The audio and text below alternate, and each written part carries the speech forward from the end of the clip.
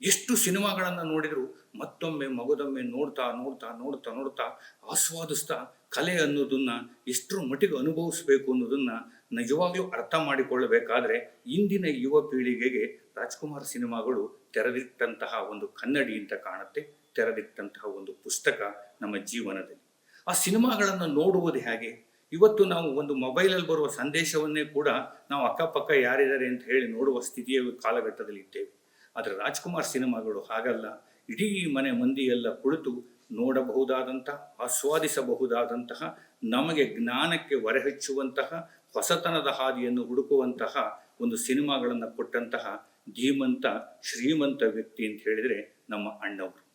ಸುಮಾರು 208 ಚಿತ್ರಗಳನ್ನು ಅಭಿನಯಿಸುವ ಮೂಲಕ, 208 ವಿಭಿನ್ನ ಪಾತ್ರಗಳನ್ನು ಅಭಿನಯಿಸುವ ಮೂಲಕ ಕಾಲಘಟ್ಟದಲ್ಲಿ ಈ ಸಮಾಜದಲ್ಲಿರ್ತಕ್ಕಂತಹ ಎಲ್ಲ ತರಹದ ನೋವುಗಳನ್ನು, ಎಲ್ಲ ತರಹದ ದುಶ್ಚಟಗಳು ಏನಿದೆಯೋ ಅದನ್ನು ಹೋಗಲಾಡಿಸಲಿಕ್ಕೆ ಅವರು ಸಾಕಷ್ಟು ಶ್ರಮವನ್ನು ವಹಿಸಿದರು. ಜೀವನ ಚೈತ್ರದ ಮುಖಾಂತರ ಈ ಸಮಾಜಕ್ಕೆ ಒಂದು ಸಂದೇಶವನ್ನು ಕೊಡ್ತಾರೆ. ರಕ್ತ ಸಂಬಂಧ ಅನ್ನೋದು ಎಷ್ಟು ಗಟ್ಟಿ ಅನ್ನೋದು ಕೊಡ್ತಾರೆ. ಮದ್ಯಪಾನವನ್ನು ವಿರೋಧಿಸುವ ಮೂಲಕ ಆ ಸಿನಿಮಾದಲ್ಲಿ ಒಂದು ಸಂದೇಶವನ್ನು ಕೊಡ್ತಾರೆ.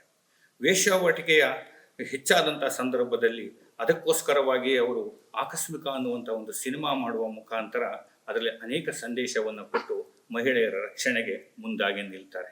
ಶಬ್ದವೇದಿಯ ಮುಖಾಂತರ ಇವತ್ತಿನ ಗಾಂಜಾ ಅಥವಾ ಡ್ರಗ್ಸ್ ಅಂತ ಏನು ಹೇಳ್ತೀವೋ ಅದನ್ನು ಹೋಗಲಾಡಿಸಬೇಕು, ಯುವ ಸಮುದಾಯ ಒಟ್ಟಾಗಬೇಕು ಅಂತ ಹೇಳಿ ಒಂದು ಸಂದೇಶವನ್ನು ಕೊಡ್ತಾರೆ. ರೈತರು ಯಾವಾಗಲೂ ಈ ಮಣ್ಣಿನ ಮಕ್ಕಳು, ಅವರು ಒಡ ಹುಟ್ಟಿದವರು, ಅವರು ಯಾವತ್ತೂ ಕೂಡ ಮನೆಯನ್ನು ಇಬ್ಬಾಗ ಮಾಡಿ ಹೋಗಬಾರದು ಅನ್ನೋದಕ್ಕೆ ಒಂದು ಸಂದೇಶವನ್ನು ಇಟ್ಕೊಂಡು ಒಡ ಹುಟ್ಟಿದವರು ಅನ್ನುವಂಥ ಒಂದು ಸಿನಿಮಾವನ್ನು ತರ್ತಾರೆ.